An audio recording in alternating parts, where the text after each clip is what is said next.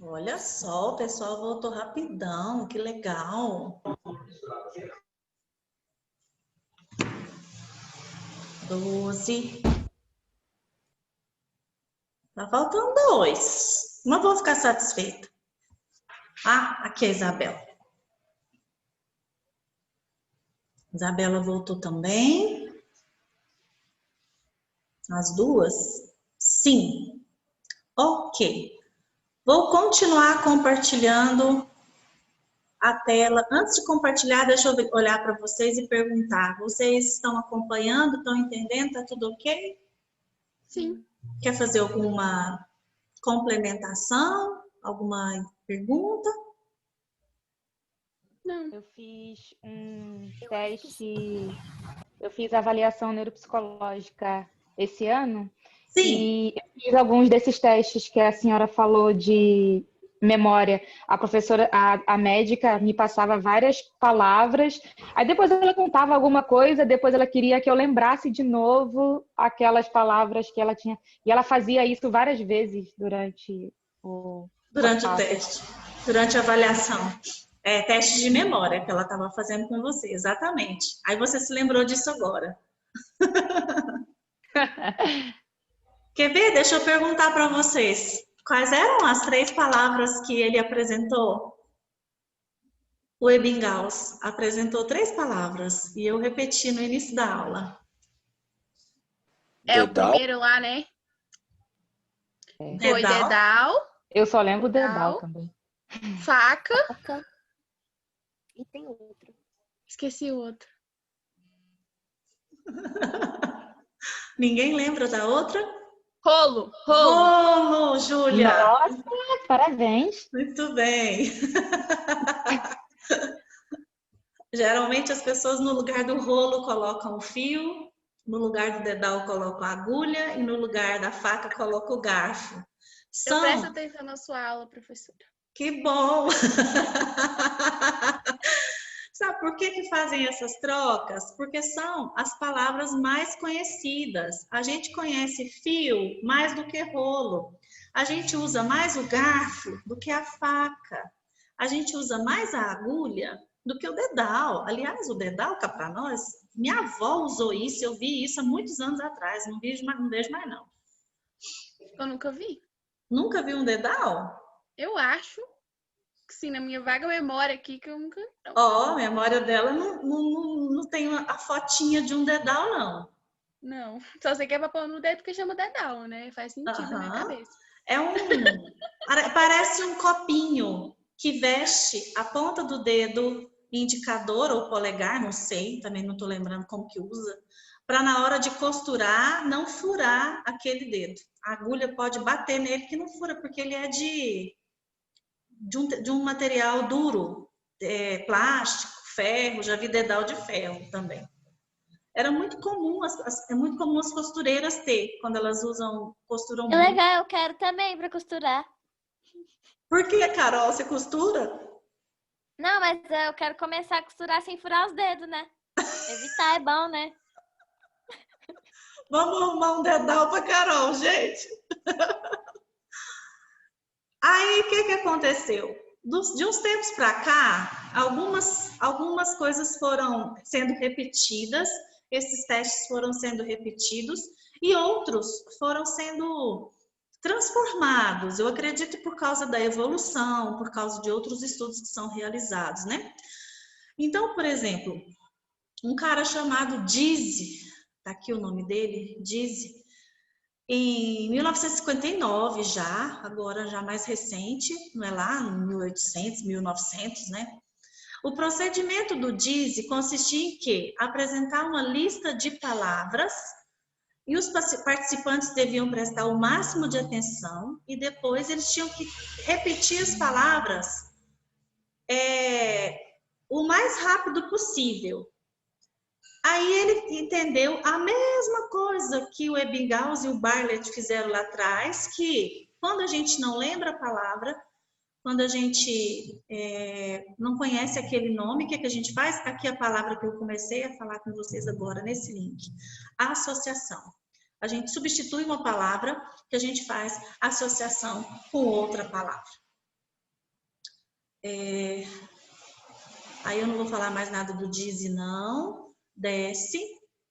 1970, o Loftus fez um outro tipo de teste. Ele pensou assim, quando a gente ouve alguma coisa, a gente memoriza. Mas quando a gente vê e ouve, o mecanismo audiovisual faz com que a gente memoriza melhor, não é?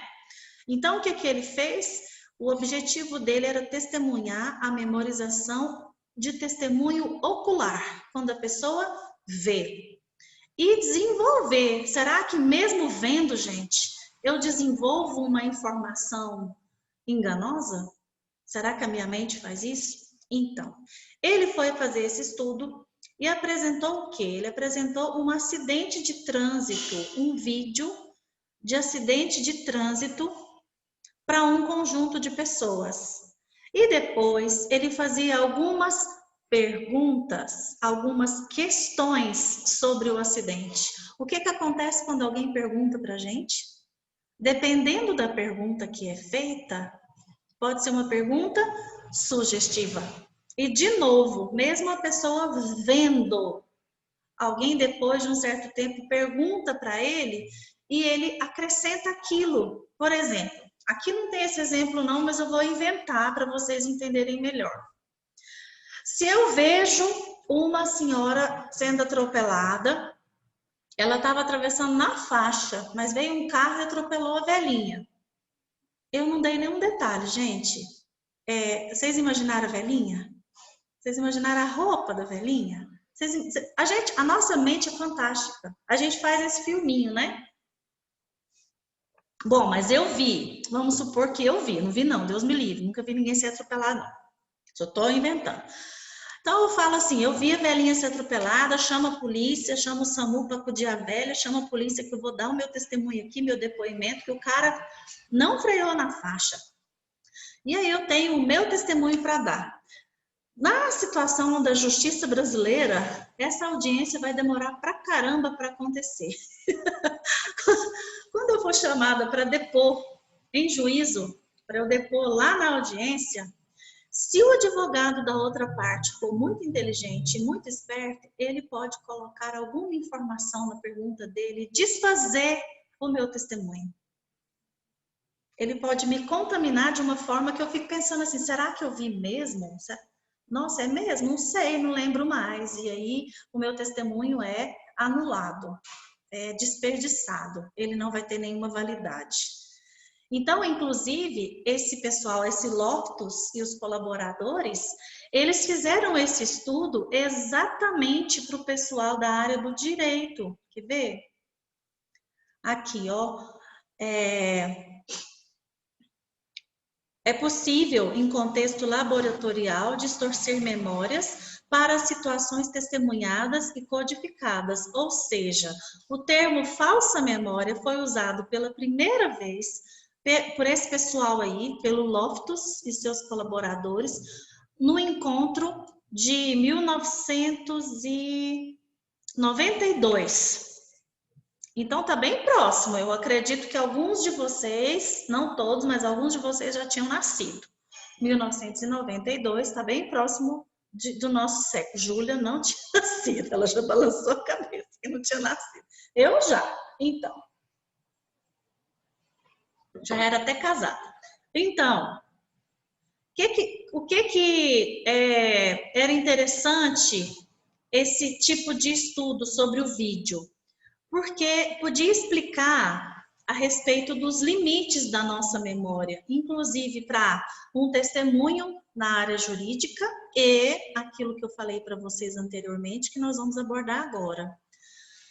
O termo memória falsa, ele é um termo utilizado, inclusive, num processo terapêutico, quando um paciente recorda, a palavra recorda está aqui entre aspas, recorda memórias de um abuso sexual, do qual supostamente ele foi a vítima durante a infância, mas essas memórias, às vezes, no caminho da terapia, se descobre serem falsas.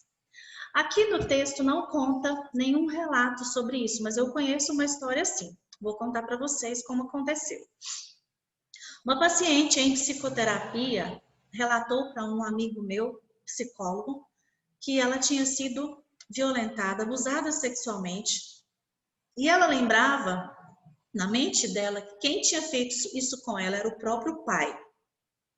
Então ela sofreu durante anos pensando isso. Meu pai que fez isso. Só que o pai dela, de acordo com o psicólogo, em outras situações, ele foi sempre um pai muito família, um pai muito cuidadoso, um pai muito dedicado, um marido honrado. Assim, o perfil dele não condizia com a história que essa menina, que essa adulta contava que tinha acontecido na sua infância. E aí foi fazendo uma investigação mais aprofundada. Aliás, deixa eu contar melhor a história. Ela procurou terapia porque ela tinha medo de grilo. Lembrei. Ela tinha medo de grilo. E aí, conversa vai, conversa vem, sessão vai, sessão vem. Ela tinha um cobertorzinho, quando ela era pequenininha, que ela arrastava para lá e para cá, que tinha um grilo falante desenhado no cobertorzinho. E ela se lembrou por que ela tinha raiva dessa cobertinha. Porque quando alguém abusou dela, quando alguém passou a mão na intimidade dela, ela estava com essa cobertinha. Então ela associou. Olha a memória falsa, gente. É terrível me lembrar que eu fui abusada o tempo todo. Então o que eu faço? Eu tampo a parte do abuso e eu vejo o grilo. E aí eu desenvolvo uma fobia por aquele inseto. Porque é muito mais, por mais terrível que seja, ter medo de um inseto é mais fácil do que lembrar de um trauma tão complexo quanto é um abuso sexual na infância. Entenderam como que o processo da mente é complexo? Então essa paciente descobriu, nossa, então meu medo de grilo é por isso, porque eu fui abusada. E nesse processo ela começou a investigar nas memórias dela, na fala dela com o psicólogo, quem que abusou? Aí ela supôs, ela não lembrava, mas ela supôs que era o pai dela. Por quê? Pequenininha, com a cobertinha, ela pensava, foi meu pai, porque quem morava na casa? Eu, minha mãe, meu pai. Não tinha outro homem que pudesse ser essa pessoa que fez isso. E aí o que aconteceu? Com outras sessões acontecendo, passou o tempo, ela foi e se lembrou, gente. Teve uma vez que ela foi para a casa de uma tia. O pai e a mãe viajou e ela foi deixada aos cuidados de uma tia e do marido da tia. E ela sempre onde ela ia, com o que ela tinha que se cobrir? Com a cobertinha do grilo falante. Então foi esse suposto tio, marido da tia dela, que fez esse ato absurdo com ela quando ela era criança. E tudo veio à tona no momento psicoterapêutico. Imagina o que é a nossa memória. Olha que confusão que pode causar. É um quadro bem complexo. Eu contei muito rápido. Isso não acontece assim. São muitas histórias e muitos detalhes para se desvendar. Geralmente, em alguns modelos terapêuticos, utiliza a técnica da hipnose ou da regressão para tentar, inclusive, entender o que aconteceu na vida da criança. Pois bem, esse fenômeno já tinha sido descrito por Freud. Lá em 1900 e pouquinho, 1918, Freud falou sobre isso, que algumas experiências da nossa infância a gente reprime, porque não dá para lembrar. É dolorido lembrar que a gente apanhou, é dolorido lembrar que a mãe da gente saiu para trabalhar. Eu sei que a mãe deixou com a babá, com a empregada, com a avó, com a tia, mas a criança sente abandono. Então ela não quer lembrar o tanto que doeu ser abandonada pela mãe e ficar lá com essa bruxa malvada que era essa tia. Então, assim, fantasia de criança é muito, muito, muito rica em detalhes. Então, Freud disse que é muito sério a gente, dentro de um consultório psicoterapêutico, se embasar apenas nos relatos dos pacientes quando eles estiverem falando sobre seus traumas, sobre seus problemas. A gente tem que fazer uma investigação bem minuciosa para tentar recuperar de fato uma memória verdadeira. Pois bem, falando agora um pouco mais sobre a memória falsa, o que eu quero falar? A memória, Então, sobre a memória falsa, não, sobre a nossa memória. Ela é uma organização em forma de rede, e essa rede vai processando algumas informações. Algumas a gente guarda, outras a gente não tem acesso a elas, algumas a gente ativa aquela informação que a gente guardou, outras eu não consigo ativar. Aí o que eu faço? Eu associo e ativo essa associação. Eu até lembrei agora do desenho Divertidamente, que tem todo esse esquema de consciente, inconsciente, memória que está bem longa, memória a longo prazo, memória a curto prazo. Esse desenho mostra bastante essa dinâmica dentro da nossa mente. Então, o que é para ficar para a gente discutir? Que as falsas memórias, elas podem, inclusive, acontecer em tarefas bem simples.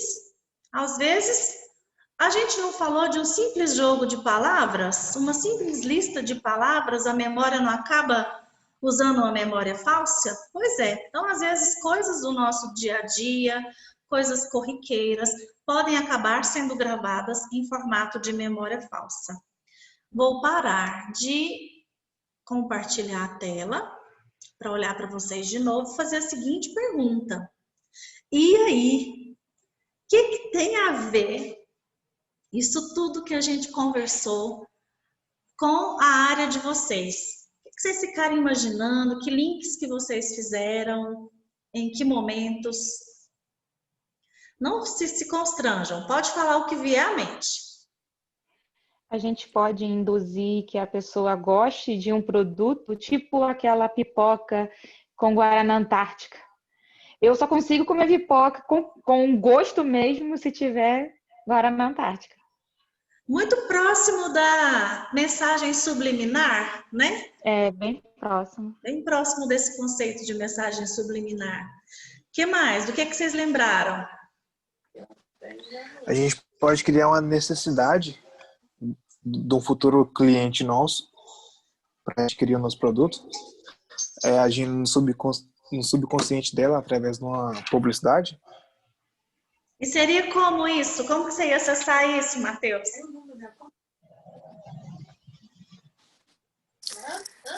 Ué, peraí, deixa eu pensar. Eu acho que os comerciais que têm a ver com família, eu acho que essas são mais fáceis de impregnar na nossa cabeça algum conceito, né? De gostar de um produto, porque sempre... não sei explicar, mas afeta mais...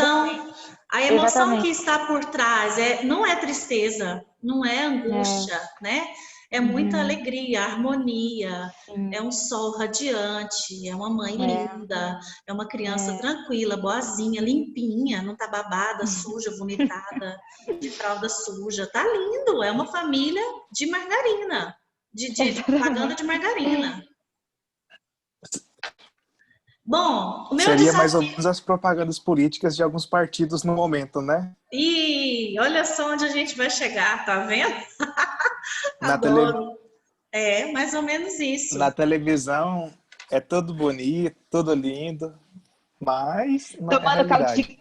Então isso é a mensagem subliminar dos partidos. O que é do pastel, Amanda? Isso mesmo. Então na televisão eles comem caldo de cana. Eles vão na feira, né? Eles estão lá junto do povão, né? Eles são pessoas humildes. Eu vi um vídeo que é, tipo, antes da eleição, eles andam de jatinho, mas na época eles andam de ônibus, né? Vão lá. De metrô. Vão na igreja. Vão à igreja. Pega a criança no colo. Isso. Bolsonaro até pegou um anãozinho, vocês viram? Pensando que era uma criança. Eu vi. Eu vi esse vídeo, gente. Ele pegou um anão pensando que era uma criança. E depois que tava com uma eu vi demais. Ele é muito doido. Trouxão. Gente, o desafio que eu tenho para vocês é essa tarefa. Vocês vão criar. Pode ser em dupla, pode ser individual. Vocês vão criar alguma propaganda, alguma forma de sedução que vai trabalhar com as memórias falsas. Inculcar o que para as pessoas comprarem aquele produto ou adquirirem aquele serviço, pensando nesses ganhos secundários que elas não vão ter, imaginando o comercial, a propaganda que vocês fizeram, tá? Então, ficou claro o que é para vocês fazerem? Uhum. Eu gostaria... Meu Deus. Meu Que dia? Deus. Pode ser para semana que vem? Pode. Ei, pode E fazer aí? uma arte e Claro, mandar? professora, é lógico. A gente vou tem que fazer arte. trazer Vocês têm que uma mostrar que já aqui, existe, ó. tem que criar. Tem que mostrar. Mas tem que Mostrar criar? aqui. Vocês têm que criar. Mostrar o quê, professora? Ai, Desculpa, filha. mosquei aqui. Mosquei é ótimo. Criar uma... Se eu falar errado, gente, porque eu não sou da área de vocês, desculpa. Eu sei que vocês sabem a diferença desses trem, mas eu não sei, não. Aham. Criar uma arte...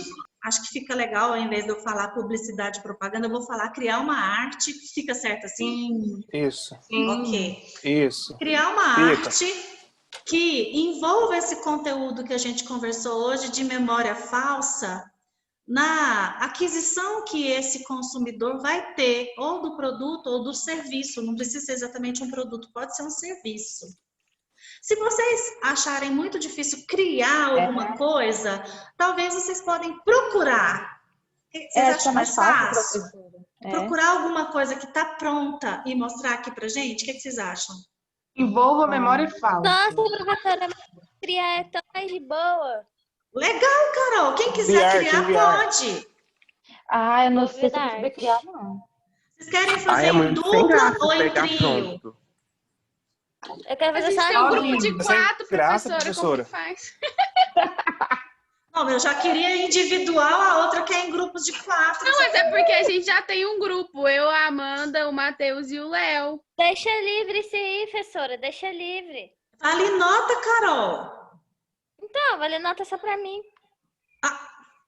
Só para ela. Então tem que ser criar. Eu vou colocar pegar assim, pronto. o limite. Pegar Eu vou pronto sem colocar graça. O que é, Matheus? Pegar pronto é sem graça. Tinha que criar.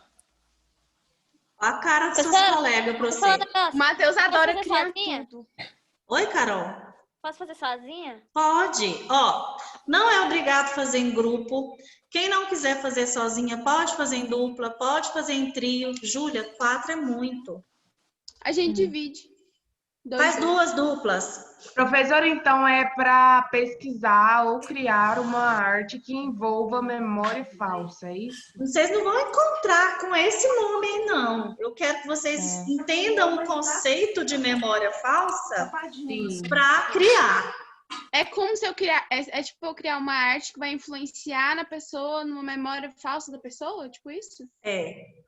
Exatamente. Muito complexo isso aí, professora. Super. Quero ver como vocês vão se sair nisso. É tipo a Amanda falou Vou viajar do demais. Guaraná e Da da pipoca? da pipoca lá. É tipo a Guaraná é pipoca, é tipo a margarina. Por que você compra a margarina que você compra? Quem é dona de casa aqui, né? Porque vocês comem a margarina que a mãe de vocês compra. É que tiver, que eu... Porque a que eu compro porque não tem lactose. E para mandar Só o- tem uma marca, Amanda, que não tem lactose. De manteiga eu acho que Piracanjuba. é mais fácil só uma. A Porque piracanjuba. a gente conhece iogurte com o nome de Danone. Pronto. Ah, é verdade. Entende? É nesse sentido que eu quero que vocês trabalhem. Entendi. Tipo barbeador, Gillette. Pasta de dente é Colgate. Antes era Colinos. As pessoas não falavam creme Bolacha dental. recheada, biscoito. E aí, a biscoito. gente não fala as coisas corretas, a gente não chama os objetos pelo nome, a gente acaba tendo aquele objeto por causa do quê? Da marca, por causa do significado, essas questões que vocês vão ter que tentar. É para mandar onde, professora? Misericórdia. É para fazer o quê, Ana Flávia? É para mandar onde? É para Mandar pra apresentar frente. aqui na aula que vem. Ah, tá. Pique.